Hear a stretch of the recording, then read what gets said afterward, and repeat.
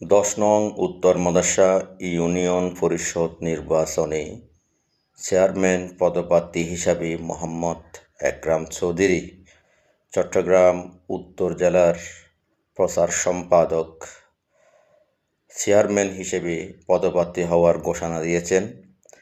এতে তিনি আমার এই ফেসবুক আইডির মাধ্যমে সবার কাছে দোয়া কামনা করেছেন, পাশাপাশি যাতে সবাই তাকে এই নির্বাচনে জয়যুক্ত হতে পারে সেভাবে প্রচারণা করার আহ্বান জানিয়েছেন। পাশাপাশি কীভাবে কাজটা এগিয়ে নেওয়া যায় সেজন্য সবার পরামর্শ চেয়েছেন। ইতিমধ্যে ৩ নং ওয়ার্ডের লাল মোহাম্মদ চৌধুরী পাড়ার সবাইকে নিয়ে একটি বৈঠক তিনি সংক্ষিপ্ত আকারে করেছেন।